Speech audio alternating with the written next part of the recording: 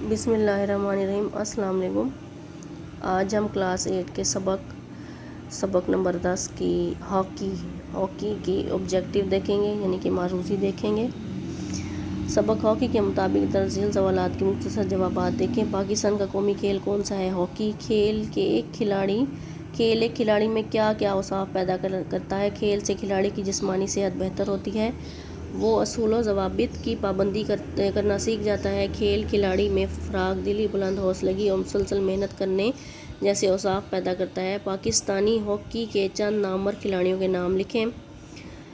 Hockey کے کھلاڑیوں کے چند نام یہ ہیں: نصیر بندہ، عاطف حمیدی، منیر ڈار، اصلاح الدین، منور زمان، سمیع اللہ، اختر رسول، حسن سردار، شہناز شیخ۔ آپ ان میں سے 4 سے 5 یاد کر لیں۔ امتحان میں 4 سے 5 بھی اگر آپ سے پوچھ لیے جائیں تو آپ کو بتانے کے لیے کافی ہیں۔ ہاکی کے میدان کی لمبائی اور چوڑائی کتنی ہے؟ اس طرح کے سوال امتحان میں ہوتے ہیں، جس میں میتھ وغیرہ ہو تو یہ سوال اکثر پوچھے جاتے ہیں۔ ہاکی کے میدان کی لمبائی 160 میٹر اور چوڑائی 100 میٹر ہوتی ہے۔ ہاکی کے کھیل میں کھلاڑیوں کی پوزیشنوں کے نام لکھیں۔ کھلاڑیوں کی پوزیشنیں یہ ہوتی ہیں: goalkeeper, left full back, right half, centre half, left half, right out, right in, centre forward, left out اور لیفٹ ان۔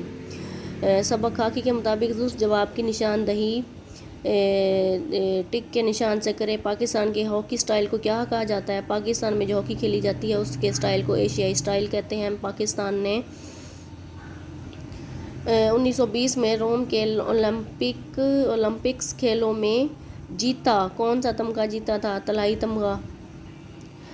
پاکستان کی ہاکی ٹیم پہلی مرتبہ بین الاقوامی مقابلوں میں شریک ہوئی۔ کون سے سن میں شریک ہوئی؟ سن جو ہے نا، میں دوبارہ بتا رہی ہوں، جو سن اور ڈیٹس وغیرہ ہیں یہ امتحان میں اکثر پوچھے جاتے ہیں۔ 1948۔ تو آپ ایسا کریں کہ آپ جب یاد کریں تو تاریخ مس نہ کریں، کیونکہ ایک لفظ کی وجہ سے پورا سوال آپ کا غلط ہو جاتا ہے۔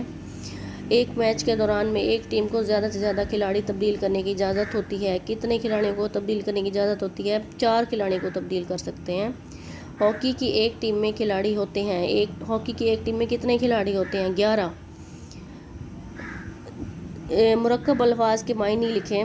یہ الفاظ ہیں، کچھ مشکل الفاظ ہیں، ان کے معنی: فراخ دلی کا مطلب ہے کھلے دل سے، خاطر خواہ، خواہش کے مطابق۔ صف اول، پہلی صف میں۔ جہد مسلسل کوشش کرنا کسی بھی کام کے لیے، جہد مسلسل کرنا، مسلسل کوشش کرنا۔ رواج دینا، عام کر دینا۔ نامور، مشہور، شاندار، عالیشان، بلند۔ امید کرتی ہوں آپ کو میری یہ ویڈیو پسند آئی ہوگی۔ اگر پسند آئی ہے تو لائک اور شیئر کریں اور اپنے دوستوں کے ساتھ سبسکرائب کریں۔ والسلام۔